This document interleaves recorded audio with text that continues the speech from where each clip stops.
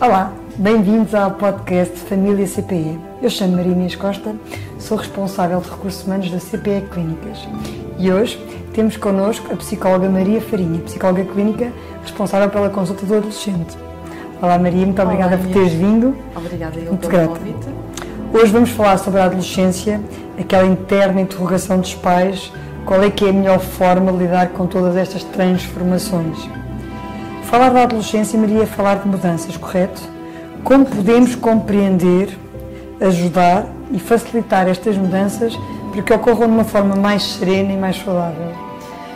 Exatamente, Inês. Falar da adolescência é falar essencialmente de mudanças, sendo que a primeira mudança é exatamente esta transição em que se está, ou seja, sai-se de uma fase que é a infância e vai-se entrar numa fase que é a vida adulta. A infância é a fase mais curta da vida de qualquer pessoa e depois temos aqui este período da adolescência que, de acordo com a Organização Mundial da Saúde, vai dos 10 aos 19 anos, tendo primeiro a pré-adolescência dos 10 aos 14 e a adolescência dos 15 aos 19. E aqui temos uma quantidade de mudanças, a começar pelas mudanças físicas, que são aquelas que saltam à vista de toda a gente, mas também temos as mudanças a nível cognitivo, social, familiar, psíquico e até emotivo. Esta fase é uma fase de lutos, porque os adolescentes têm que fazer o luto da criança que foram, o luto da dependência e entrar na fase da autonomia. E têm de fazer também o luto dos próprios pais, os pais que foram pais de crianças. É uma idade de muitos medos, é uma idade de muitos desafios e é uma idade de muitas experiências e de muitas expectativas que podem levar mais tarde a comportamentos de risco, tanto a nível individual como em grupo. Isto é uma fase tudo muito intenso, tudo é um drama. Fala-nos destes dramas, por favor. Exatamente. É uma fase em que não há necessariamente dramas, mas os adolescentes envolvem-se ou vivem este período de uma forma quase dramática, porque para eles tudo tem muita intensidade. As conversas, as relações, a ligação com os amigos, o grupo de pares, as relações sentimentais, a própria relação com os pares. Esta é a fase em que se estabelecem limites. Os adolescentes têm como maior desafio na sua vida exatamente este, o de transpor limites. O desafio dos adolescentes é testar os limites do... E nós voltá-los a pô-los no caminho, não é? Exatamente. E o papel dos pais é exatamente o papel de dar estrutura, dar fronteiras e criar regras. Então, temos aqui esta ligação, muitas vezes, entre os pais e os adolescentes, que nem sempre corre da melhor maneira, porque há sempre um teste ao poder, à autoridade. E porquê é que este teste se faz? Precisamente para ver como é que aquele adulto, sejam os pais, sejam os adultos responsáveis, sejam os professores, sejam técnicos de saúde, no fundo, os adultos que são figuras de referência para os adolescentes, como é que eles lidam com este impacto de eu testar os meus limites. Nesta época, ou nesta fase, toda esta intensidade, todo este drama que eles põem no seu dia-a-dia, está também muito ligado a esta necessidade de transporem estas barreiras. E diz-me uma coisa, nas famílias também existem transformações, correto? Nas famílias existem muitas transformações, porque se os pais, durante a infância, são aquelas figuras que estão sempre presentes, de quem os filhos dependem na totalidade, que escolhem a roupa, escolhem a alimentação, escolhem a escola, escolhem quase os amigos dos filhos. Quando se entra na adolescência, primeiro os adolescentes fazem uma coisa que se chama o homicídio dos pais. E isto muitas vezes é visto para os pais como um ataque. Mas o homicídio dos pais é necessário. E o que é isto? É exatamente o começar a olhar para os pais e ver que eles também têm defeitos. Porque efetivamente os pais não são super-heróis, são só seres humanos que também estão a aprender este papel de ser pais. Mas quando o adolescente começa a conseguir ver os defeitos nos pais, começa a ganhar o seu espaço, começa a autonomizar-se, então começa a ter espaço para tomar as suas próprias decisões. E essa é uma das nossas missões enquanto pais, torná-los independentes e autónomos, não é? Exatamente. Mas custa, quando eles começam a ficar autónomos, isto também nos custa. Sim, porque há também o luto dos pais, estes pais que já não são pais destas crianças, que dependiam na totalidade destas figuras adultas e agora começam a ter um papel um bocadinho diferente. serão sempre a âncora e continuam a ser aquelas pessoas a quem os adolescentes recorrem para pedir informações, para pedir ajuda, para se apoiarem. Mas começam a aparecer aqui outras variáveis, nomeadamente o grupo de pares. A eterna preocupação dos pais. Exatamente. E enquanto que na relação com os pais, a relação familiar é uma relação assimétrica, porque esta ideia maravilhosa dos pais serem os melhores amigos dos filhos é só um mito e não deve... Muito errada, porque pai é pai, não é? Exatamente. Tem que pôr regras, os pais limites, dizer não. Têm de pôr regras, têm de dizer não e têm de explicar porque é que é um não, enquanto que os amigos são aqueles com quem se tem uma relação simétrica. Os amigos estão de igual para igual. Então, todas estas transformações são necessárias. Por outro lado, estas transformações também muitas vezes, relativamente aos pais, vão buscar aquilo que foi a própria adolescência dos pais. E se esta adolescência teve uma série de experiências positivas, se teve viagens, se teve permissão, se teve cultura, se teve muitas aprendizagens que foram decorrendo de forma normativa, os pais vão também passar agora para os filhos esse tipo de aprendizagem. Mas, por outro lado, tivemos aqui uma adolescência muito castrada, ou muito conturbada, negligente, ou muito conturbada, isso vai ter efeito. Então entra-se um bocadinho naquele ciclo do eu também vivi, eu também fiz isso e sobrevivi. E isto é uma forma de desresponsabilização. Portanto, temos aqui nesta fase, a adolescência, eu costumo dizer que é a fase mais desafiante para adolescentes e para pais. Não é uma fase problemática, mas é uma fase em que se vem de uma época em que os filhos dependiam completamente de nós. E que nós temos mais controle. E nós temos o controle, nós sabemos tudo aquilo que se passa. E de repente, porque depois temos aqui outros fatores, novamente relacionados com os fatores de risco, hoje qualquer adolescente vive agarrado a um telemóvel, então temos aqui uma série de variáveis que deixam de se controlar, nomeadamente a nível das redes sociais, das aplicações e dos conteúdos que eles consomem e que os pais deixam de controlar. E que às vezes não são os mais corretos. E que às vezes não são os mais corretos. E este tema é um tema sobre o qual importa muito falarmos por causa de todas as condicionantes, que apesar da tecnologia ter uma série de questões positivas, tem muitas condicionantes negativas sobre as quais é preciso estarmos alerta. Olha, diz-me uma coisa, a influência dos grupos pares é algo que nos preocupa porque quando elas são positivas ou boas influências, é uma grande mais-valia e uma ajuda. Exato. Mas às vezes isto não acontece. Há alguma possibilidade do grupo par ter mais influência que os pais? Exatamente por esta razão. Quando tu chegas a esta fase da vida, as pessoas mais importantes são aquelas que têm a tua idade, conversam contigo sobre os mesmos temas, usam as mesmas aplicações, escolhem as mesmas bandas, usam as mesmas roupas, têm os mesmos gostos por literatura, têm os mesmos gostos na escola. É aqui que começa a verificar-se esta distinção relativamente às idades dos pais, por muito jovens que os pais sejam. E as diferenças culturais, efetivamente, têm que aparecer, não é? Por outro lado, qualquer um de nós, mas os adolescentes em particular, aproximam-se das pessoas por mapas mentais. Ninguém se aproxima de ninguém que tenha um mapa mental completamente distinto do nosso. E, portanto, os mapas mentais podem ser favoráveis ou desfavoráveis. Por exemplo, no caso de miúdos que pertencem a gangues, ao contrário do que às vezes se possa pensar, o gangue dá muita estrutura, porque o gangue dá as regras que não se têm em casa. E o grupo de pertença, porque todos nós precisamos de fazer parte de algo, não é? Exatamente. Aliás, um dos maiores desafios para um adolescente, desafio do ponto de vista negativo, é exatamente o não ter um grupo ou ser excluído de um grupo. Um adolescente que sente que não pertence ou que não consegue incluir-se num grupo, seja ele qual for, mas de preferência aquele grupo com que mais se identifica, é um adolescente que se sente excluído. Um adolescente, quando se sente excluído, ou por uma percepção errada, ou por alguma dificuldade na sua forma de estar, pode sentir-se, no limite, abandonado. E isto é muito difícil para o adolescente. E nós, hoje em dia, temos, infelizmente, muitas situações, não só de bullying, mas também quase de ghosting feito aos próprios amigos. Amigas e amigos, isto acontece mais a nível do sexo feminino.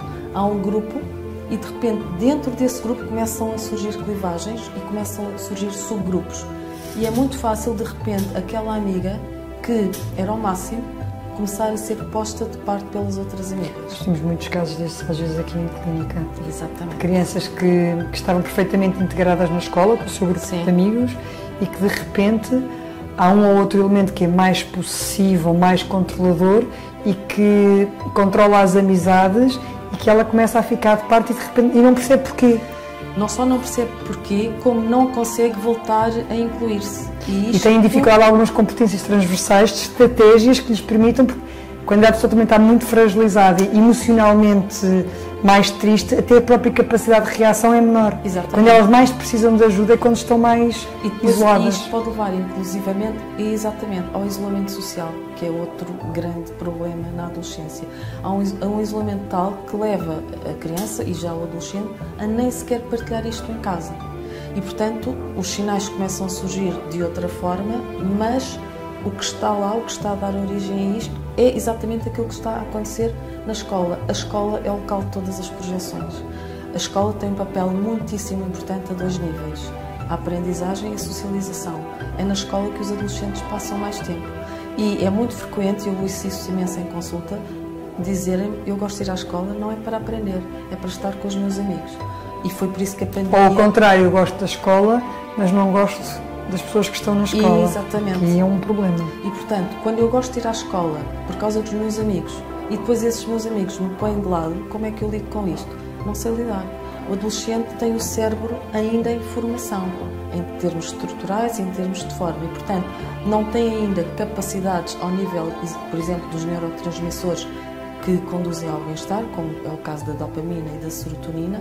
E, por outro lado, tem aqui ainda uma grande apetência, digamos, para a impulsividade. Então, e a falta de maturidade. E a falta de maturidade. Isto vai dar origem aqui a uma falta de autorregulação.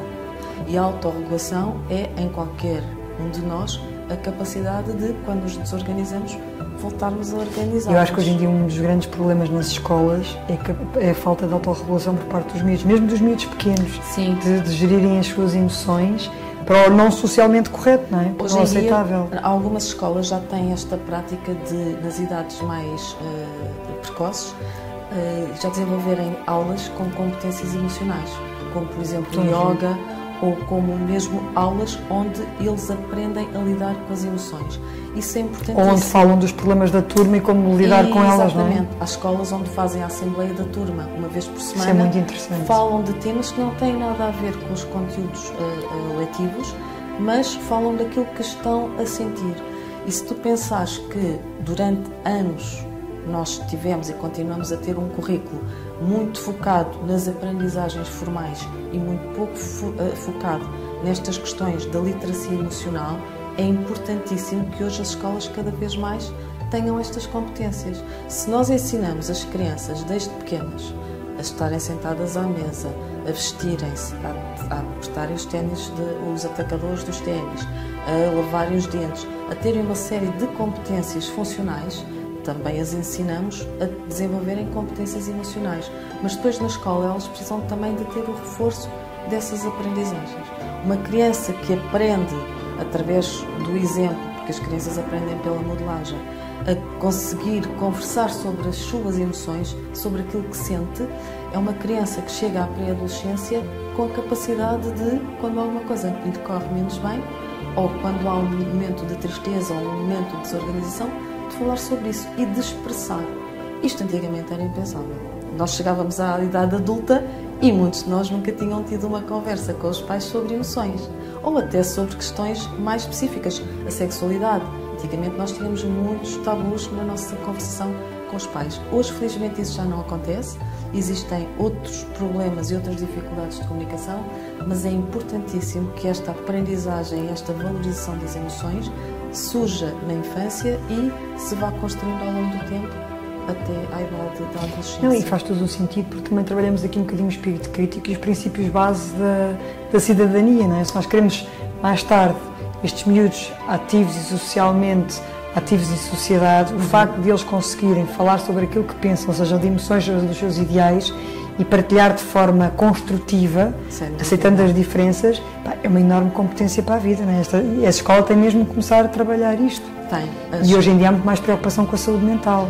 Hoje graças em dia, a Deus. Felizmente há muito mais preocupação com a saúde mental. Eu tenho dito nos últimos tempos que a pandemia não nos trouxe só coisas más, também nos trouxe esta possibilidade de olharmos para a saúde mental com mais rigor e também olharmos para o nosso equilíbrio emocional com mais critério.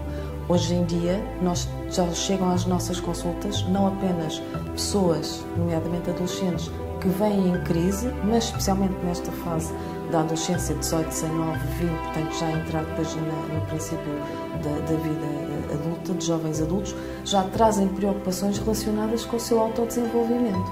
Não vêm só na crise, vêm à procura de respostas, de se conhecer melhor, de saber quem são e de perceberem que estratégias é que têm ao seu dispor. Isto é muito valorizado e isto vem muito na sequência disto que foi este alerta durante a pandemia para o nosso bem-estar e para esta capacidade de olharmos para a nossa saúde mental. É um crescimento construtivo, não é? Sem dúvida, Inês. Olha, e diz-me uma coisa, os adolescentes atuais são nativos digitais, isto é uma verdade inalienável. Isto pode ser um problema? Isto pode ser um problema porque, efetivamente, estas últimas gerações nasceram numa época em que a internet está em todo lado.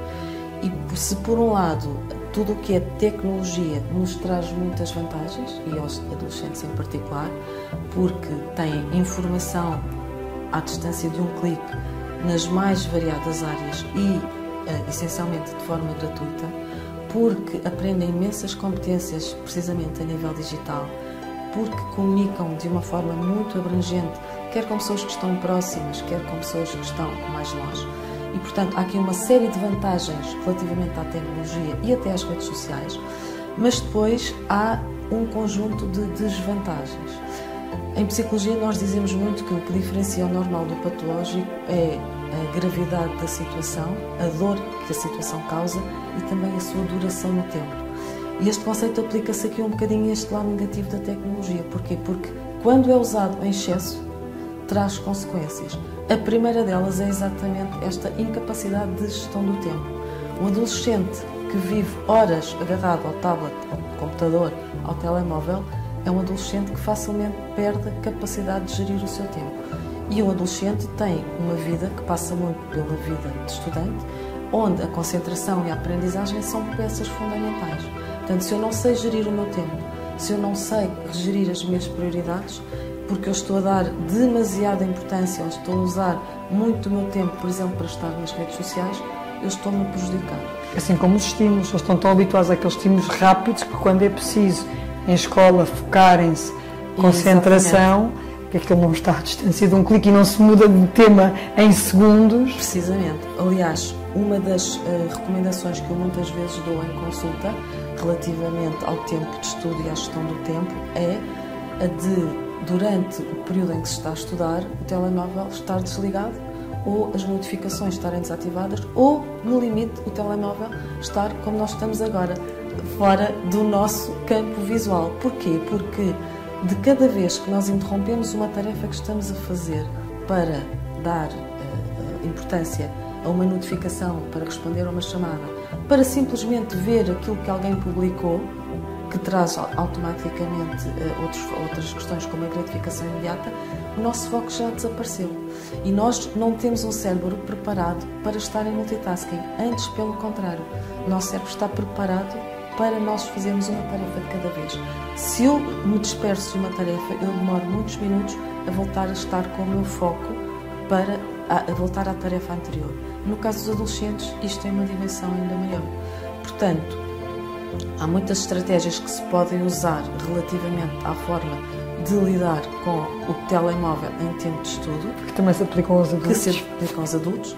E voltando à questão que nos estavas a colocar das desvantagens, efetivamente, até a nível psicológico, há muitas questões que surgem relativamente ao uso excessivo das redes sociais, nomeadamente questões de autoestima, questões de ansiedade, questões ligadas ao ciberbullying, questões relacionadas com a desinformação. Nós hoje vivemos numa era de fake news e os adolescentes, exatamente por não terem esse espírito crítico completamente desenvolvido, facilmente acreditam em tudo aquilo que consomem e, portanto, é muito fácil perceber que eles acreditam em tudo aquilo que leem, em tudo aquilo que está publicado, em tudo aquilo que os amigos publicam e que os amigos comentam. E isto muitas vezes é um outro fator de risco para os comportamentos que os adolescentes vão desenvolver relativamente à percepção da sua imagem. Perdão. O que leva a outra questão muito relacionada com a tecnologia, que é a influência que a mesma tem na relação com o corpo. Ou seja, infelizmente, precisamente por causa desta constante necessidade que os adolescentes têm de ver o que é publicado, de ver o que é comentado e de compararem a sua imagem com a imagem dos outros, facilmente entram aqui em percepções erradas sobre o seu corpo. Então nós temos aqui um uso da tecnologia e até uma utilização das redes sociais que tem muitas vantagens e todos nós hoje em dia lucramos imenso com tanta tecnologia que temos à nossa disposição, mas se não houver uma regulação, uma aprendizagem adequada da utilização desta tecnologia e das redes sociais em particular, os adolescentes estão muitas vezes em risco. Por exemplo, o fear of missing out, que é esta necessidade exatamente de estar sempre atualizado, de estar sempre a par de tudo aquilo que está a acontecer.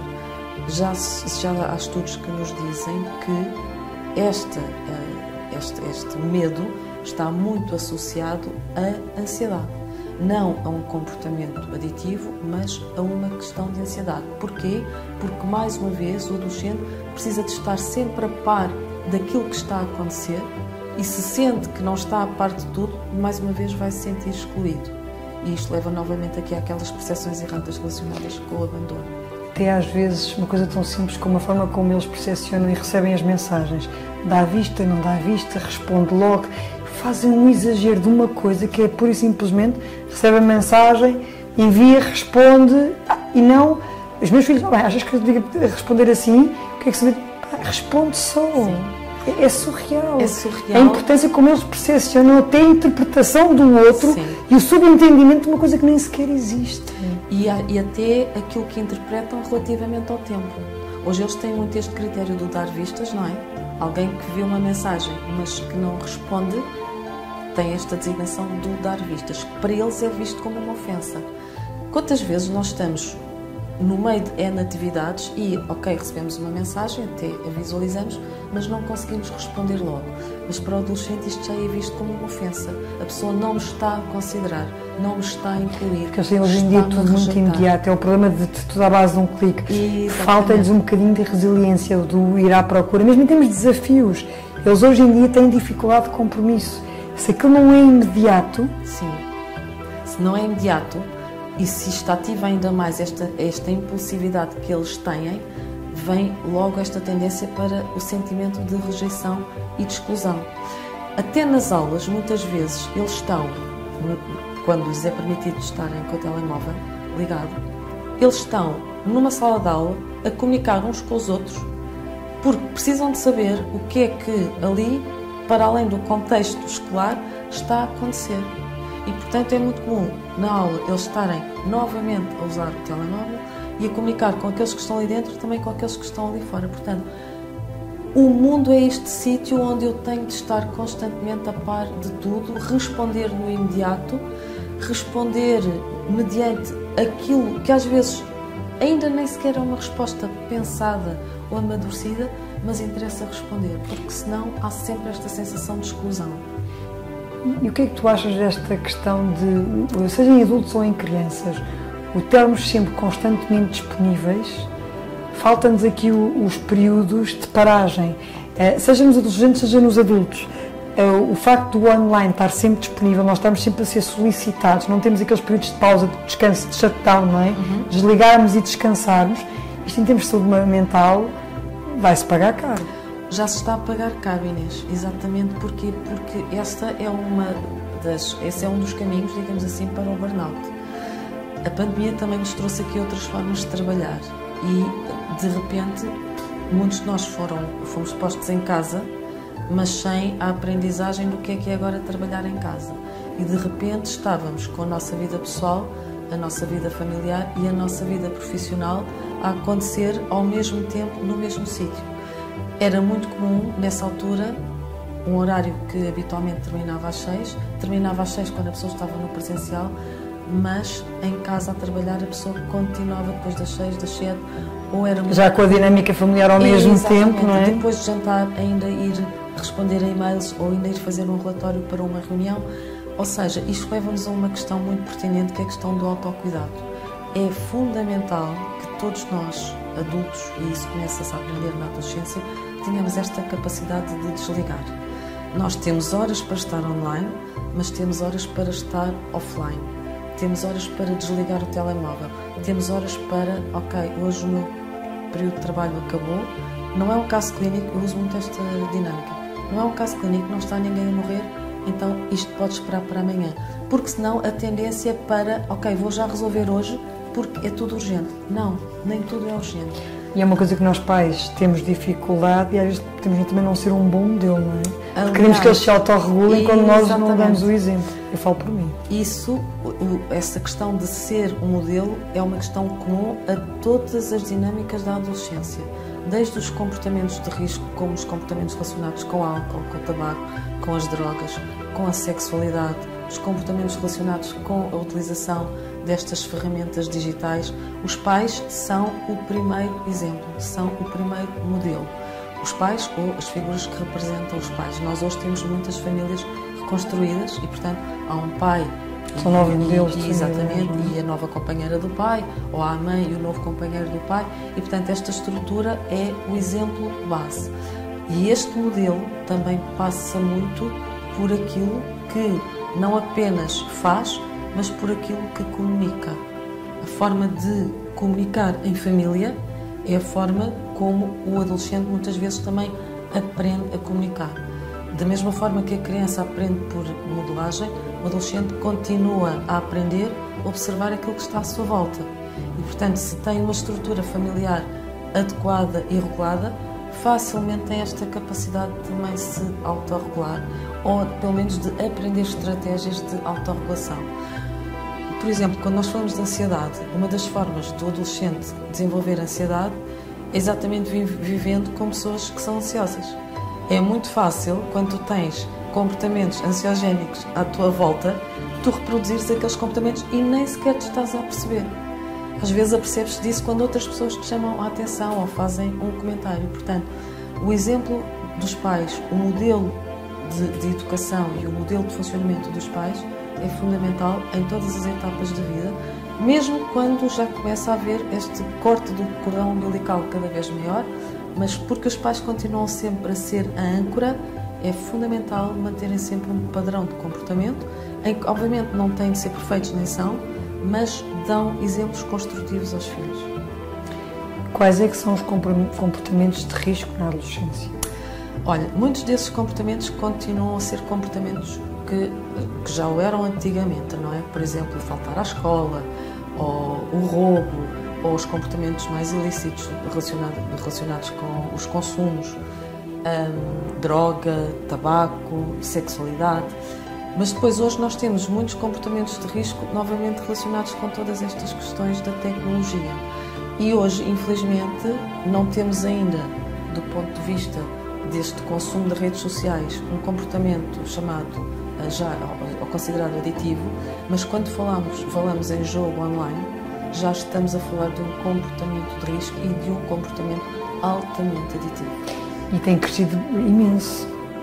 Tem crescido imenso e tem crescido imenso com o número de horas que os adolescentes dedicam a esta adição. E com a autorização dos pais. Porque eu lembro-me que um dos meus filhos quis começar e eu não autorizei, estávamos de férias o ano passado, mas todos apostam, mas só eu é que não posso, não podes, é jogo. Exatamente. Não tens sequer 18 anos, está fora. Ele pediu-me para criar uma conta para poder fazer e não está fora de questão. Mas a verdade é que, às vezes, nós pais, sem querer, estamos a permitir coisas que não são positivas para eles porque não vemos ali um risco iminente. E tu tens muitos adolescentes a jogar e a apostar com o conhecimento dos pais, sem que estes tenham noção das consequências negativas que possam vir daí. Sim, hoje tu não só tens muitos adolescentes a apostar, como tens adolescentes, às vezes até a usar o cartão de crédito dos pais para o fazer, como tens muitos adolescentes já com um comportamento aditivo de horas e horas em que estão apenas a jogar, deixam de comer, deixam de descansar, deixam de estudar, deixam de ir à casa de banho, se for preciso, deixam de comunicar, deixam de socializar por causa desta adição. E este, Inês, atualmente é um dos maiores comportamentos de risco na adolescência, com a gravidade de ir para a idade adulta. E o álcool, porque há um aumento significativo também de álcool nos jovens, nos adolescentes, que é preocupante também. Que é preocupante. Já não é só ao fim de semana, mas chega a ser diário o consumo. Chega a ser diário porque hoje eles também têm novos hábitos de consumo e de socialização. Antigamente os jovens só saíam ao fim de semana. Hoje, se for preciso, saem todos os dias e saem à noite. E saem para locais onde a venda de álcool às vezes até é proibida, mas basta que tu tenhas no grupo um amigo que já tem 18 anos e que vai comprar álcool e compra para ele e para os amigos que são menores. Ou basta que tu estejas num sítio onde, e isso às vezes infelizmente também acontece, entras com uma identificação errada e a tua idade é 16 anos e passas por 18. Então, efetivamente, hoje o álcool é um tema que está na ordem do dia porque há um consumo exponencial e este consumo é transversal a raparigas e rapazes. Já não há aqui uma distinção, embora as raparigas consumam menos porque também têm uma menor capacidade de absorção, exatamente por causa de um metabolismo que não é tão rápido e de menor densidade de massa corporal, mas há muitas raparigas a consumir álcool, há muitos rapazes a consumir e, inclusivamente, há uma probabilidade 4 vezes maior de se vir a desenvolver um comportamento aditivo de álcool na vida adulta quando o consumo começa na pré-adolescência. E hoje, muitas vezes, o consumo do álcool começa exatamente por volta dos 13 anos. O que é muito complicado e é muito perigoso. Não só a nível das consequências que existem a nível físico, porque o cérebro, como eu dizia há pouco, ainda está em desenvolvimento. Mata neurónios. Exatamente.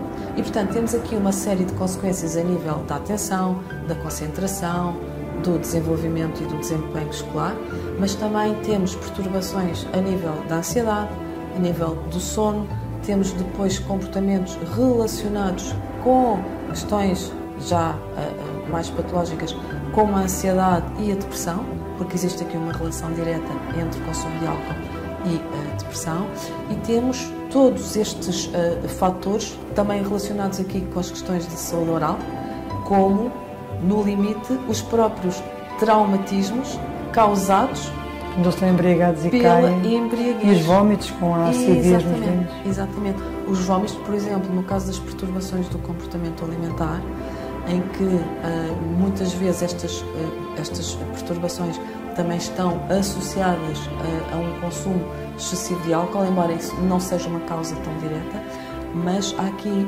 muito esta questão do vômito associado a estas perturbações, mas acima de tudo há todo o mal que o álcool faz ao cérebro e ao físico de um adolescente, a nível de questões comportamentais e a nível de questões neuronais. Não, e depois disto que é uma doença cega e surda, não é? Que os sintomas aparecem muito mais à frente, é uma doença mascarada, e que quando aparecem os tremores, já aquilo está muito mais... Exatamente, porque quando aparecem os tremores significa que já houve um consumo tão elevado que já se passaram exatamente, que já se ultrapassaram determinados patamares. E, portanto, já se está numa fase de doença em que, efetivamente, ela já se está a tornar um comportamento aditivo e, ao mesmo tempo, já está a ter consequências que são difíceis de reverter, precisamente. Quando é que os pais se devem realmente preocupar? Eu diria que sempre. Porque, sendo a adolescência uma época muito desafiante, os adolescentes estão sempre a pôr os pais à prova e, portanto, pais de adolescentes são pais que devem estar permanentemente atentos e são pais que devem acompanhar esta autonomia, mas ao mesmo tempo que responsabilizando esta autonomia. É um bocadinho o critério de tens mais autonomia, tens mais responsabilidade. Quando é que realmente eles têm aqui alguns sinais de alerta? Quando o adolescente começa a ter comportamentos distintos, quando deixa de sair com os seus amigos habituais, quando começa a ter um novo grupo de amigos que de repente surge do nada e que até é um grupo mais disruptivo, quando se começa a isolar, quando começa a não dormir, quando começa a não comer, quando começa a estar muito tempo fora do contexto de família, por exemplo, porque pega no telemóvel, e voltamos aqui às questões da tecnologia das redes sociais, e vai para a casa de banho e está lá imenso tempo, sem voltar. Ou no seu quarto. Ou no seu quarto. Quando começa a evitar comunicar, quando começa a ficar mais reativo, quando começa até a ter alguns comportamentos que são violentos. Por exemplo, quando damos estratégias aos pais para lidarem com estas questões das redes sociais, uma das estratégias é negociar tempos de utilização do telemóvel em momentos online e momentos offline. E isto é muitas vezes muito difícil de integrar. Nós devemos negociar com os filhos ou devemos pôr o limite imediato? Eu tenho alguma dificuldade em negociar com os meus filhos. Eu, quando eu digo uma coisa, é para se cumprir, pelo menos então, até eles estarem lá em casa. Temos duas fases, Inês. Nós devemos começar por negociar, da mesma forma que devemos começar sempre, e essa é uma das estratégias para lidar com adolescentes, por ouvir, perdão, antes de fazer um juízo de valor. Ou não, antes e de claro dar que sim, mas uma imagina, opinião. quando tu disseste há pouco os tempos de negociar, os tempos de disposição aos telemóveis, e porque não definir, o adolescente tem que aceitar. Não é fácil? Não. Isso deve-se fazer na segunda fase. A primeira fase é negociar. Se essa fase não é respeitada, então aí sim passa-se para a imposição. Mas primeiro deve-se tentar negociar. Só usas o telemóvel 1 hora por dia, por exemplo. Ou até se instala esta ferramenta que se chama equilíbrio digital e define-se logo quanto tempo é que eles têm por dia para cada aplicação, para comunicação, para estarem em canais de streaming, que hoje é também uma das grandes utilizações do telemóvel, é exatamente esta, é estarem a ver séries em canais de streaming. Portanto, esta negociação pode ser efetuada. Agora, se a negociação deixa de ser respeitada, aí tem de se passar para a fase seguinte, que é a imposição. Mas digamos que há aqui um encadeamento. Antes de chegares a um semáforo vermelho, usas o amarelo. E antes de usares o amarelo, usas o verde. Eu percebo, mas como tu disseste no início, que os pais não estão ao mesmo nível, que é suposto os pais porem limites, isto não é um bocadinho contraditório nós negociarmos com eles? Mas este pôr limites também é negociar. Quando tu estás a negociar, já estás a pôr um limite. Se tu não negocias, tu permites tudo. Então, tu podes negociar este limite. Só vais usar o telemóvel 2 horas por dia. Ou não vais usar o telemóvel no fim de semana. Ou só vais utilizar o telemóvel quando nós estivermos em família e estás aqui sentado na sala connosco. Ou vais usar o telemóvel, estás 30 minutos no teu quarto, podes consultar aquilo que quiseres, mas ao fim desses 30 minutos acaba esta utilização. Este pôr limites por parte dos pais está relacionado também com esta negociação. A melhor forma de nós prevermos ou prevenirmos comportamentos de risco, se bem entendo, é conversar com eles. Certo. Como devemos conversar com os adolescentes? Devemos conversar, em primeiro lugar, ouvindo. A escuta ativa é uma ferramenta fundamental para os pais e os adultos responsáveis lidarem e falarem com adolescentes. Porquê? O que é isto da escuta ativa? É o ouvir sem interromper, o ouvir sem estar a julgar, o ouvir sem estar sempre a dar um parecer ou uma opinião. Nós pais temos de praticar a escuta ativa. E os pais são ótimos a dar sempre aquelas fantásticas ideias ou dizer aquelas frases. No meu tempo também era assim, ou eu também já fiz isso e correu tudo bem e sobrevivi e estou aqui. Não, escuta ativa. E depois, outra estratégia muito importante é a disponibilidade para validar, por maior que seja o disparate ou por maior que seja a questão que o adolescente está a trazer, validar antes de chamar a atenção. Se tu validas aquilo que o adolescente está a trazer, ele ganha confiança. Dá-me um exemplo prático. Por exemplo, o teu filho chega ao pé de ti e quer-te contar algo que aconteceu naquele dia e começa a falar e tu automaticamente fazes uma crítica. Acaba aí o diálogo. Ou acaba pelo menos a vontade dele de partilhar. Se tu o deixares falar, até podes estar aí por dentro a pensar que disparate, como é que isto aconteceu? Quantas vezes tenho que contar até 10 para dentro? Mas se tu, lhe deres espaço, ele vai se sentir confiante. Uma criança, aquilo que mais precisa para crescer é segurança. E a segurança traz confiança. A confiança é aquilo com que o adolescente chega a esta idade. Se o adolescente sente confiança no seu meio para expor um assunto, e são muitos os assuntos que são problemáticos para eles, ele vai sentir que tem ali margem para, seja o que for que nos estiver a acontecer, para partilhar. Agora, se eu sei que o meu pai ou a minha mãe, à partida, me vão criticar, me vão julgar, me vão chamar a atenção, me vão dizer que aquilo é uma aberração, que eu devia ter feito de outra forma, que eu devia ter tido atenção, eu não só não vou querer partilhar, como eu não vou sentir à vontade para partilhar. Agora, para até com medo da crítica. Exatamente. Para além da escuta ativa e da validação antes da crítica, é preciso haver disponibilidade, é preciso criar momentos para... E estes momentos são situações do dia-a-dia. Não temos de pegar nos adolescentes para ter contextos em que agora vamos fazer aqui um workshop sobre isto. Não. Qualquer momento é agradável e é adequado para falar com o adolescente sobre qualquer tema. E depois, deixa-me só acabar este raciocínio, Inês. Outra questão muito importante. Falar com os adolescentes muito na terceira pessoa. No sentido de li uma notícia sobre isto, ou um amigo meu partilhou isto sobre os filhos e aconteceu-lhes isto, ou ouvi um podcast sobre adolescência e falavam sobre isto, ou seja, pôr muito a questão naquilo que acontece aos outros adolescentes e não diretamente àquele com quem tu estás a falar, porque assim eles têm um exemplo e têm aqui um mindset de isto afinal também acontece com os outros, não acontece só comigo. Que é um bocadinho que acontece nas crianças com os bonecos animados, tirar a moral da história. Exatamente, e portanto esta capacidade de falar na terceira pessoa, para eles não criarem as defesas, não é? Exatamente. É uma forma de eles, até indiretamente, se sentirem muito mais à vontade para estarem disponíveis também para falar connosco. Não, faz todo o sentido. Maria, muito obrigada pela partilha. Gostámos muito. Inês. Obrigada eu por este convite. Penso que foi muito útil para nós pais. Espero que tenham gostado, que tenhamos esclarecido algumas questões, que tenhamos dado aqui algumas dicas. Estamos à vossa disposição. Muito obrigada.